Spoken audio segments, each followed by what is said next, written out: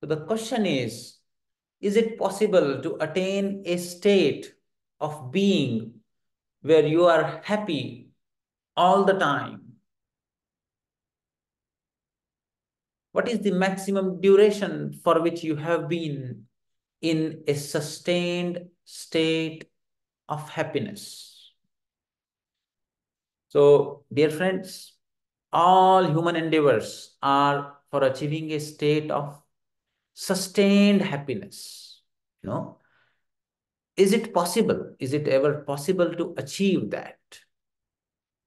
And in your experience, what has been the duration, maximum duration for which you have experienced sustained happiness, or you can say deep inner satisfaction? I would like to ask the MSc students first to share their views. What do they think? Sir, I think that people who are in the material world, who are fulfilling their duties in the material world, cannot attain a state of happiness all the time. It is a part of being happy and sad. In it keeps fluctuating. I don't think it can be a straight line. But people who um, once you finish our Grihastha ashram, I think after that it is possible to remain happy all the time. Okay, so what has been the maximum duration for The you? maximum duration I've been happy has been 2 weeks. 2 weeks after I got into my master's degree. Okay, so after that, we could not keep you happy. No, sir, the studies and everything, it keeps fluctuating. Okay, okay. So she achieved something. She got into Nimhans and she was happy for 2 weeks. After that, it went away. And Soumya feels that if the happiness is coming from material things, it will not be able to sustain for long. But if you give up and get into sannyas ashrama, you may be able to have a sustained. So she says it is possible to achieve that. Okay. Anybody else? Student Yes, or sir. Good morning, sir. yes, Gandhi I am sir. Yes. Raghu. So when I am doing meditation, Yeah. when I keep my mind in Agneya Chakra or Hmm. Sahasra, I get happiness or being, what is that is known as the being, the presence at present now. Only Hmm. few seconds I get. Again, I must go again to the Agneya Chakra and uh, meditate. So a few seconds I will get. So as long as I am in a few seconds only, I will get, sir. Otherwise, I will not be in that state only. I am being will be happy. So not all the time. So what at the time I will not be thinking about the past or the future. Only I will be thinking of the presence of God in my Agneya Chakra. When I turn my eyes towards Agneya, I will feel that a few seconds are happiness only, sir. Again, I have to come back to the same. Then only I will get happiness, not continuously. Yes. Thank you, Gandhi sir, sharing your deep experience with us. So he says that it is a particular practice that is able to bring happiness, but it doesn't sustain for long. So it is not something that is coming from material, but something that is coming from a mind-body yogic practice also did not sustain long. Okay, student have to share something else, and then we will ask Srinath ji. Students? That for me, state of happiness is possible now also every time. When for me, when I do my art, like creativity and stuffs and all, and also when I travel, I wholeheartedly forget everything what is happening in and around me. I give my like more than 3 to 4 hours in single position. I sit and I paint. I forget everything what is happening. So I feel if we choose a career or whatever in what we like to do and what gives us that complete happiness of giving ourselves to something, I think we can sustain that happiness throughout in that way. Okay, so Nandini has brought in very beautiful idea. You follow your Swadharma and merge yourself into that, and that itself becomes a source for sustained happiness. So she says that she has been able to experience that for 3 to 4 hours when she was doing the work that she liked. Similarly, in the chat box, we see that Anju ji has written for several hours when I do something I like. So two people have shared this experience with us. Let us ask Srinath ji. Thank you very much, Doctor. State of being is result of your present moment living. Yes. So if you are bringing in your awareness to present moment at every point of time, you are happy most of the time because you are neither at the future nor at the past.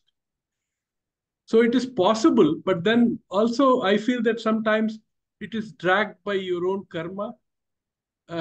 You are happy for certain moments, certain periods of life, then you are unhappy, then you are happy, then you are unhappy. So it's cyclical. Like, for example, my father passed away at the age of 94 without any health problem. He fell down. He was a director of IIT BHU. So he was happy all the time. I was always surprised uh, that he's so contented and happy. He used to do vipassana, he used to do acupressure. He used to be busy in his retired life more than me. And his state of being is always being happy, being empowering to others, being value add to society, donating to charities. So it is also karmic in nature, basically, that your being itself takes you to a different realm of possibility. So it is possible. For me, the maximum duration for which I can sustain state of happiness is few months. And especially when I'm doing your yoga continuously with 100% heart, I'm really happy. The moment I don't put in 100% of my heart, I'm unhappy. Beautiful answer, Srinath. Very beautiful. Thanks to Dr. Himant, thanks to Dr. Nishchita and the students who teach, and really wonderful platform. Only thing is we have to give in 100%. Yes. To each and every pranayama, to each and every exercise, to each and every follow you like God, and you are happy. Wonderful answer. So Srinath ji, shared very intimate experience of his own father, and he says that there was a living example who could always be happy. And he also shared, very intense thing that when you just merge yourself being in the present, in a particular practice, in particular action, their happiness lies, not in the results. Okay. Uh, Preeti ji is a renowned pediatrician in Bangalore. I would like to hear from her. Preeti ji, please. Yes, sir. Thank you very much. So it's been a pleasure to listen to all the other students and also our co-practitioners. Yes, that makes me happy when I listen to them. And also for me, just being alive is a source of happiness. I feel there is joy of life. And I try to keep telling myself this whenever I feel down. I don't aim for happiness all the time, but when I feel sad, I try to tell myself, God has given me this life and I should do the best. So, and there is some purpose in my profession, purpose in the family. And when I think of that, that does not allow me to be sad for a long time. And the maximum time that I have been happy, I can say months together. I have been happy. Uh, so I think too much going after perfection and saying we should be happy actually makes me unhappy. And also, I also feel that expectations and attachment, these are two things which kind of make me unhappy. And then doing every day the yogic practice gets me back to ground me, helps me to ground and say, yes, this is what I am. I need not get carried away too much by attachments and expectations. So that is my point. Thank you, sir. Thank you, Preeti ji. Very beautifully answered. And Preeti ji, brought in one very beautiful point that being alive itself is happiness. There is something, there is a text, in Yoga Taittiriya Upanishad that provides a Panchakosha model. And it says that the very core of existence in the five layers, Annamaya, Pranamaya, Manomaya, Vijnanamaya, in the core is Anandamaya only. So it is within the depth of the being. There is that happiness that we are searching outside. And those who are able to remain in constant touch with it, and as she very correctly pointed out, if we are entangled in the Manomaya Kosha transactions of raga and dvesha, attachment, aversions, then it becomes difficult to remain happy. But in that neutral mode, in yoga, we give instruction, no attraction to anything within or around you, no aversion to anything within or around you. When you get into that empire सत्ता बोलते हैं उसको, यानी कि it is like neither towards this side, neither toward that side. The observer, the umpire in the cricket match is always happy, whoever wins. So in that state, there lies satisfaction. Thank you, Preeti ji. Kambam Raghunath ji, yes. Sir, in our life, we have got some positive emotions and negative emotions. Yes. And whenever I have these positive emotions, I feel happy about it. Particularly, for example, I pray or I spend my time with my grandchild and all that. I get more happiness for me. Or when I just sometime I sit through and help my wife in her daily courses, I get more happiness, and that's where I derive my happiness in my life. Wonderful, wonderful. Kambam Raghunath ji, has shared a very genuine, honest experience of a family man where happiness, keeps coming from small, small things in life, which are very beautiful. Krishna says in Bhagavad Gita that Matra sparshastu kaunteya sukheshu sukha dukkhada agama paino anityaha tan titikshasva bharata. So it means that when the sense organs touch the sense objects, it always generates a sensation of shitoshna sukha dukkhada, either heat or cold at the bodily level, or sukha and dukkha at the level of the mind. When the sense organ touch the object, they generate a sensation. That in its nature itself has a, in nature it has been created in such a way that it has a property of agama paino. It has a tendency of coming and going, and it is always in cycle, as Srinath ji was saying, that it always comes and goes. Same thing we have seen in the chat box also, that Surya ji, I think Lalita ji has written that there will be short and long spurts of happiness which come when we love, when a child is born, maybe a few minutes, and it is bliss when I meditate. Surya ji has written, when we read a good book, cook a nice meal, spend time with people we love, have conversation with like-minded people, time flies. When Hemant sir takes Yoga Nidra session, it keeps me calm and happy. So therefore, in all these situations, what is happening is that there is some kind of interaction that is happening of the sense organ with the sense objects, and we are able to get a sense of happiness. Now, as Preeti ji said, that the lesser the attachment or aversion, and the more that we can just pass on through that, the more we are able to sustain that happiness. The more we hold on to that happiness, the more it slips away. Okay. So for me, I think that it is possible to attain a state of being where you are happy all the time. And maximum duration for me, that I have been in a sustained state of happiness, probably it was few weeks, but then something or the other we get attached, and then something comes up. But yeah, I think 3 weeks, I can say. So let us see now what Krishna has to say in Bhagavad Gita about happiness. Sukham tvidanim trividham shrunu me bharatarshava abhyasad ramate yatra dukhantam cha nigacchati. Yattadagre vishamiva pariname amrutopamama.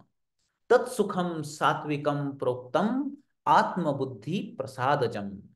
He's talking about three kinds of happiness: sattvic happiness, rajasic happiness, and tamasic happiness.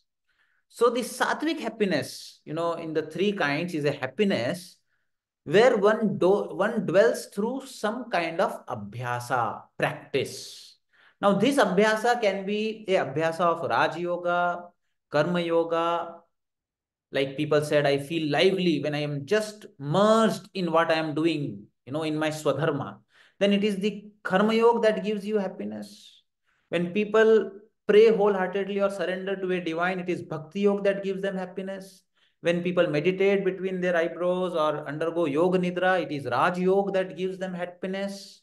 Or when people contemplate on certain thoughts, read certain books that give them some deeper insights, or read Shastras or Bhagavad Gita, Patanjali Yoga Sutra, that Jnana Yoga that gives them happiness. So these are all called as Abhyasa. Abhyasad ramate yatra. The happiness in which one dwells while doing one of these Abhyasas. Karma Yoga, Raj Yoga, Bhakti Yoga, or Jnana Yoga. That kind of happiness takes you beyond sorrow. Dukhantam cha nigacchati. This is very important, that there is a type of happiness that can take you beyond sorrows and brings the possibility that you can remain happy all the time. But what is the nature of it? Because generally people have tendency to remain rajasic or tamasic, and they have to change their inertia, their karmic structure, and get into this mode. For that requires some kind of a effort in the beginning.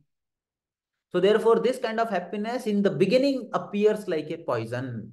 Yattadagre vishamiva. But in the result it becomes like nectar. Pariname amrutopamama.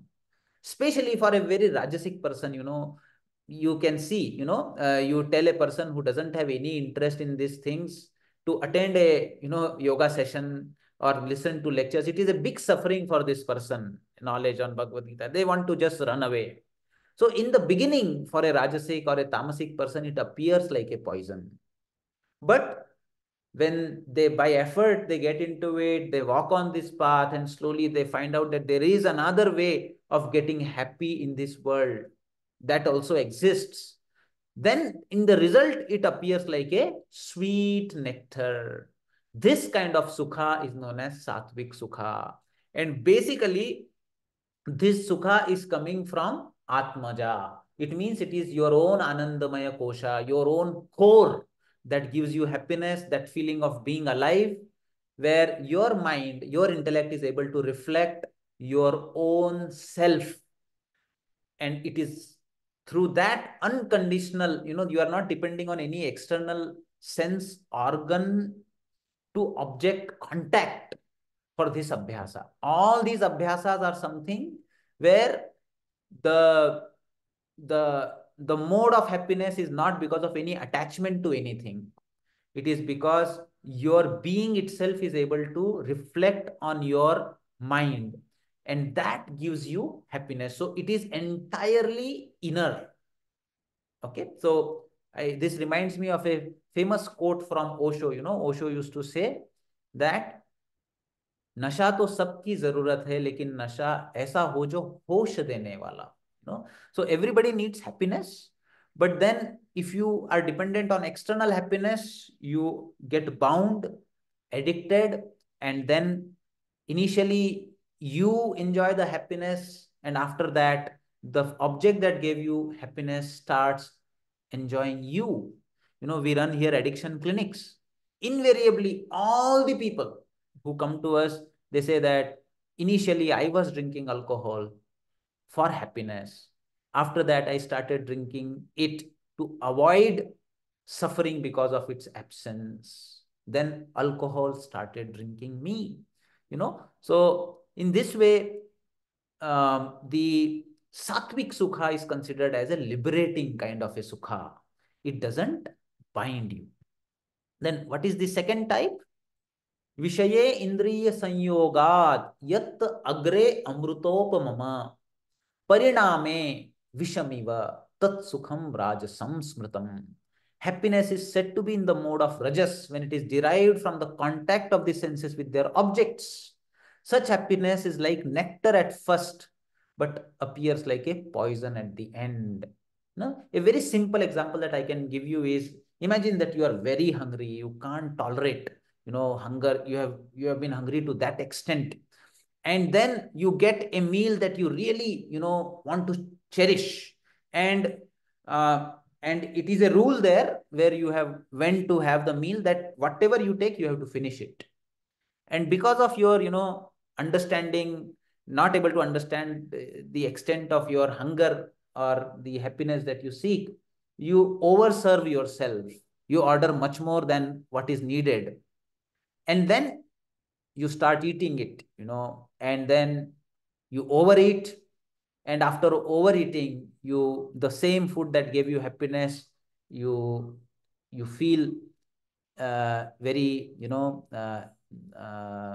sad, your stomach starts creating trouble, and you want to vomit it out. Okay, so this is a typical example where in the beginning the things appear very happy, especially for a very rajasic person who has that rajasic kind of mindset. It will be very difficult to uh, avoid the object which he thinks gives him happiness, even though intellectually he may be able to understand that this is later on it is going to give me frustration and pain, but still when it comes, it will not be possible for him to stop himself, you know and any such kind of sattvic practice will appear like a poison. Then what about the third category? Yad agre cha anubandhe cha sukham mohanam atmana. Here, the person is in a state of a kind of a delusion. He is not even sensitive enough to understand what is bringing me happiness, what is bringing me pain. So when a person reaches a state where overdoing something stops giving him pain, one you know is not even sensitive enough to realize that in the beginning it gave me happiness and in the end it is giving me suffering. There is delusion in the beginning, there is delusion in the end. You can imagine, it is almost becoming like an animal. You are doing the same thing again and again, you are suffering again and again, but you are not even able to realize that you are suffering. Such kind of happiness which comes from indolence, sleep, or utter negligence, that is called as tamasam. Typical example that I see are some people, who keep suffering in a relationship. The partner keeps hitting them, keep ridiculing them, and still they cannot give away the attachment to the person. So you are attached to something which is destructive to you, but you cannot leave it. So there is lack of even sensitivity that what is good for me, what is not good for me. That kind of sukha, or a sukha that comes by utterly giving up all the duties, just sleeping for 12 hours, 14 hours, 16 hours in a day. People get up late afternoon, and then they do not do anything productive. That kind of a happiness where everything is dark, hazy, nothing is clear, and ignorance is bliss, they say. That kind of a mode. Surprisingly, many people actually consider this, as something that they should follow in their life. Ignorance is bliss, but never. Uh, this kind of a tamasic sukha, if one is attached to, then one gets into a downward spiral in life and gets more and more restricted. The freedom that one has is taken away, and one falls from his human state even to the animal state. And then the mind reaches such level of destruction that ultimately it ends up in a huge, great suffering. So here, this Atmaja Sukha, the first one that we were talking about, Krishna says, Prashant Manasam Yenam Yoginam Sukhamuttamam. Great transcendental happiness comes to a yogi whose mind is calm. Shant Rajasam Upaiti whose Rajas has been subdued. Brahma Bhutam Akalmasham.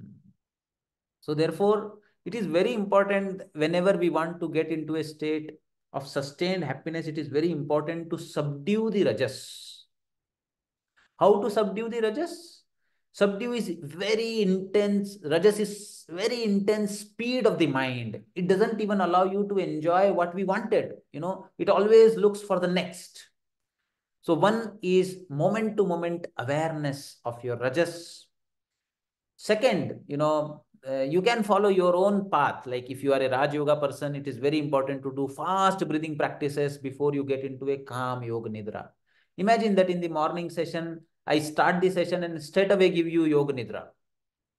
Many of you will not even be able to touch that level of calmness, or it may even become a suffering for you. Why that has happened? Because the underlying Rajas has not been removed. So therefore, what we do is we take you step by step and take out the Rajas, especially during Kapalabhati, holding the breath, regulated breathing and Bhastrika, and then chanting. So all the Rajas is removed and slowly we then take you to that transcendental happiness. So like this, if a self-controlled yogi, see, dear friends, if you want sustained happiness, there are two things. One is you have to turn inwards.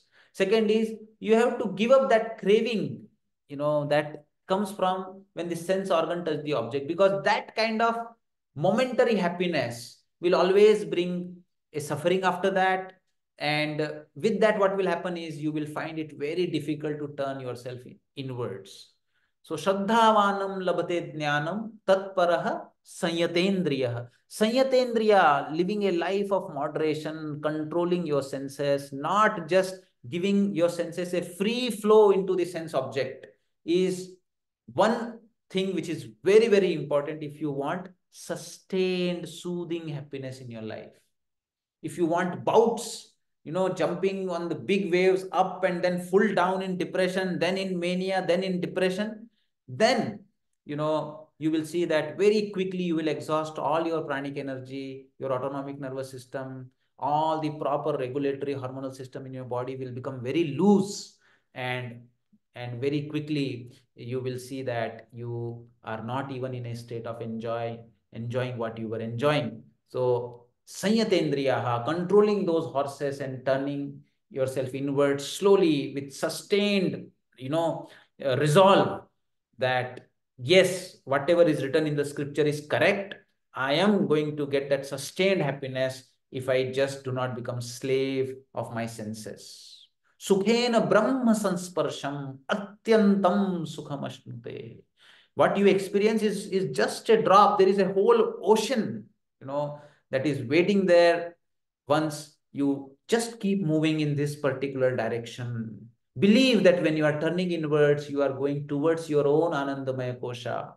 And there lies sustained happiness and deep insight into your purpose of life, Vijnana Anandamaya Koshas.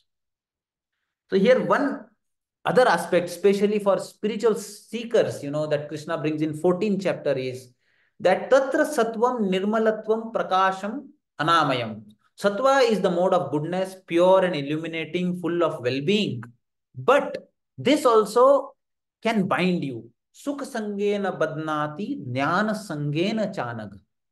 Even if you are experiencing some kind of joy or some kind of experience or happiness by doing some practice of either Raj Yoga, Karma Yoga, Bhakti Yoga, Jnana Yoga, if you start doing that practice for the sukha of that practice, then that also becomes a binding force and you get cling to a particular spiritual experience that you have had. I have seen many people who suffer because they get a glimpse of some sort of happiness within them, but they get so attached to that experience that their whole spiritual journey after that is hampered because of their attachment to that experience. They just crave that thing, what happened then should repeat, you know.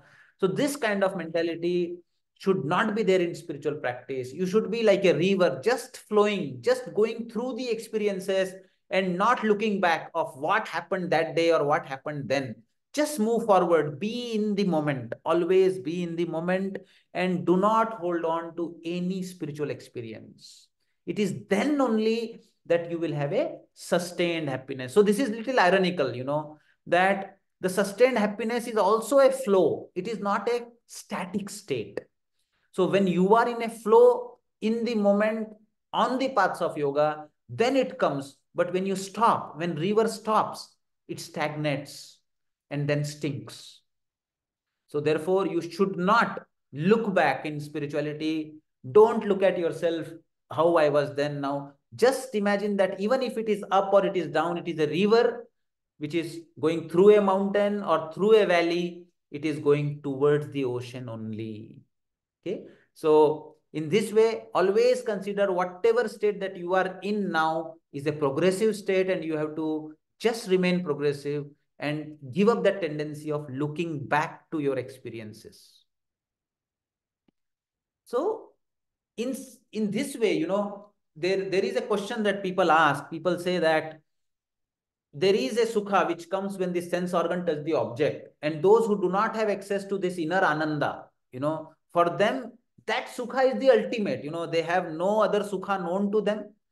For them, a luxury, sex, or a substance that they use, or a good meal, that is the only happiness that they know. So for them, that happiness becomes a question of life and death. Name, fame. So for such people, we should be compassionate, and we should understand that till they get glimpse of something higher than that, they will not be able to let go the craving for those happinesses. So we can only pray for them, but do not want to change. Please do not try to change others, because if a person who does not have any access to this inner happiness, and you stop him from going to these external sources of happiness, then that person will be in a great misery and can even become suicidal. So suddenly withdrawing, if a person is addicted to something and you suddenly withdraw it, then it may be very destructive for that person. So especially those who are spiritually evolved, they should be very careful in handling such people around them. And you should be very, very compassionate. All spiritual teachers were very compassionate to the people who were, addicted to the worldly pleasures, and especially Rajasic people who are addicted to such cravings, but they also keep suffering because of that. So through sustained compassion and understanding only, they gradually move towards Sattvic Sukha. And those in Sattvic Sukha should move towards Gunatita Sukha, not even getting attached to the Sattvic Sukha. So here Krishna very beautifully says, if a person gets into that mode of Sattvic Sukha, Gunatita Sukha, then for him, the worldly pleasures, their relevance remains the same as if for a person who is taking a bath in an ocean, what kind of relevance he will have in very small well of water. So, but until that happens, we have to be careful. And finally, this is one of my favorite slokas in Bhagavad Gita, where Krishna says, Apuryamanam achala pratishtham, samudram apaha pravishanti yadvat, tadvat kama yam pravishanti sarve, sa shanti mapnoti na kama kami. Just as the ocean remains undisturbed by the incessant flow of rivers from all the directions into it, its level does not rise up but the rivers are continuously entering.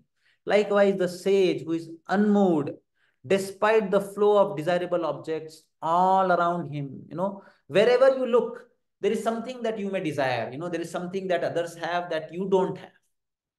So if all those kind of objects around you are able to bring your level up or down, I want it, I become excited, I don't get it, I become down. If you as an ocean are going up and down because of the flow of these desirable objects around you, then you will never be able to attain sustained happiness.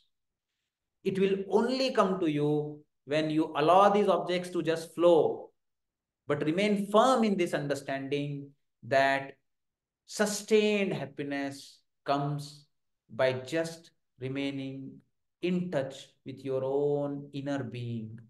And no matter what kind of object it is not going to give you sustained happiness. At the most, it may sustain for a longer duration in the beginning, but ultimately at the end, it will not have that taste that it has in the beginning. It will become painful. So this contemplation, this kind of thought has to be cultivated. And I know it is not easy, but one of the best ways of doing this is beginning your day by getting in touch with your own happiness. And then you will see that you will be more empowered to remain undisturbed even when the desirable objects keep moving around you. So this is what I wanted to share. Thank you very much, all of you. Namaste. There is something in the chat box, how to study without attachment to subject which we read. Yeah, it is like air, you just pass on, you got an insight from it, and then you just move on to the next, whatever that you are doing. So it is not like you have to actively try to detach yourself. You have to just come back to the present moment and just live. Automatically, there will be detachment. So whenever we go through some spiritual experience or something intense, we see that after that, for few minutes, even after this discussion, you would have observed that for next 20-30 minutes, you remain in that kind of a experience, that kind of thinking. But according to yoga, you should not even hold on to this. You should be back in the present moment. What is happening around you? So this lingering on to the experience also is not ideal. And slowly we should try to move towards that. Thank you. Thank you very much. Namaste.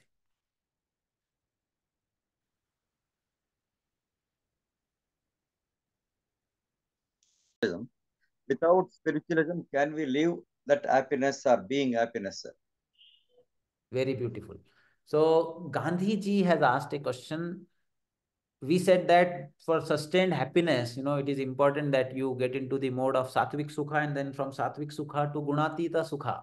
He is asking whether it is possible that without the four streams of yoga, Raj Yoga, Karma Yoga, Bhakti Yoga, or Jnana Yoga, without getting into spirituality at all, is it possible to remain happy? Okay.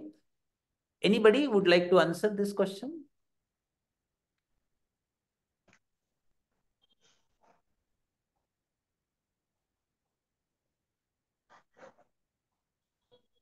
Okay, so if there is no one, so yes, Surya ji, please, yes. So I think that if we begin this path to spiritualism, it is first the beginning, that understanding, to be aware. Like, see, over a period of 3-4 years, we are attending your session, we are gaining that depth and knowledge, and now after 3-4 years, some people, or I could speak for myself, I have come to this understanding that yes, attending these sessions makes me calm and happy. So there is a starting point. But like when we are born, like when everyone is born, and that's why we say that children are the most innocent, and that's why they are the most happy. They haven't been taught with all the spiritualism and sattvic things and Bhagavad Gita, right? But the baby is always smiling, happy, and cheerful. So then where does that come from? So I think that once we come into some mature adult stage, or when we gain some maturity or understanding, Then if you come to this path of spiritualism, it will just make that path to like nirvana, you say bhakti stage, where you can maintain, sustain a little bit more easier for us, is what I think, what I feel. I don't know if I've been able to answer Gandhi sir's question, but this is my understanding. You correct me or tell us, guide us. Thank you. No, no, you have answered very beautifully. In fact, this is something that I learned from you now. So very beautifully Thank answered. you, sir. Very beautifully answered. Yes. So ultimately, the whole path of spirituality is more of undoing rather than doing. Ultimately, we all we have to turn up into a child again, gain that innocence back. Because it was lost, the spiritual practices are required to go back to it. Ultimately, what is happening? The I-ness is dissolving. We are becoming one with the existence. That is what a child naturally is. A child does not even have a separate ego till 3.5, 4 years. The child, even if you touch the child, he doesn't feel that you have touched the child. It is into his own action. So in this way, I feel that whatever that makes an individual dissolve his I-ness becomes a source of happiness. But the problem is when you try to dissolve your I-ness in the objects, in the sense organ and object contact, then you get addicted to it. So you have to find a way where you can dissolve yourself without a sense organ object interface. Then spiritual is in fact, whatever you do to do that will turn spiritual in some way.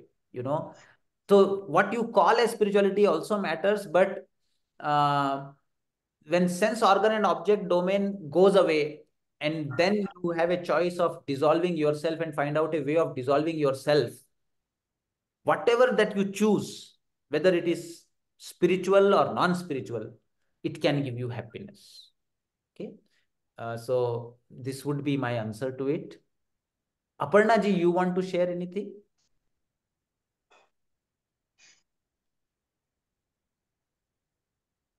Aparna ji? Okay. Sir, So, as the child is happiness. So by that, what I learned is that happiness, why the child is happiness, because it's living in the present, not knowing about the future or not about the past. Also, it worries whether what has happened. yes. And the present moment that makes the child become happiness also. Yes. Is it that we should lead that happiness, sir? So any object, what you're telling, to merge in that object work or whatever you do, merge it with without ego. Is it that, sir? So the child, is happy definitely because the chitta is still very pure. He doesn't have any attachment, any kind of aversions. And even when, the child gets into doing something, we also observe a typical nature in the child that it plays it for some time and then leaves it, goes to something else. So especially, a small child. Otherwise, a child, when it develops ego, it gets attached to its doll or objects. Then little bit of that raga dvesha starts coming up. So it is a very pure state of chitta. Hmm? A 3-year-old child, 2-year-old child has. And that is why the child is able to experience that. But uh, but when we talk of a sustained state of happiness, even a child keeps crying, but that cry also is actually having a inner joy only in the child. So I feel, that when you want a sustained state of happiness, you cannot completely let go of the control over the sense organs. If you just let them loose, say that, okay, this is the present moment and I am going to just dissolve myself into it. Like Osho used to say, if you are smoking a cigarette, smoke it with your 100%, completely merge into that cigarette, enjoy it thoroughly. and dissolve yourself into that. That itself is a meditation. I do not go with that kind of understanding, Gandhiji. I believe that you have to turn your eyes inwards. Turning the eye outward will never, means, I believe means I go with Bhagavad Gita. Bhagavad Gita has nowhere said that you give a free flow to your sense organ and say that, okay, I will enjoy sense pleasure, but I will remain in the present moment. And this way I will evolve. No. If you ask Bhagavad Gita, this is not the way. You will have to observe moderation, and you will have to do sustained effort to turn inward so that your inner self is reflected on your chitta gets cleansed more and more, so that the Atma Prasadajam should happen. So always whenever that sukha came, there came yo antaha sukho, antaha, antara ramaha, antar jyoti revaya. Krishna is so much, emphasizing on antar. So yeah, there will come a state where even if you are enjoying a very enjoyable kind of sense object, the happiness that it will give you will be much lesser than the happiness that you are getting because you are drinking your own inner nectar. So then the tasty things outside also will become tasteless as compared to that joy which is coming from within you. There is that state of existence which is possible because your core itself is that pure, pristine Ananda. So therefore, the whole session that I tell you, after every practice, I tell, turn inwards, go to the depth of the heart, depth of the heart. Even if you are not able to imagine anything, just you are able to get that habit of turning your senses inwards, is in a long run going to open the doors for that happiness, even if you are not able to feel them now. But I feel that you have to be in moment, but there should be some anchor from inside, always holding on to you. If you lose that inner anchor, then your boat will go haywire, and it will be very difficult to gather it back. This is my opinion based on my understanding of Bhagavad Gita. Yes, sir. Okay. That's Thank true, you. sir. Thank you. Thank you very much. Thank you very much. Thank you very much, sir.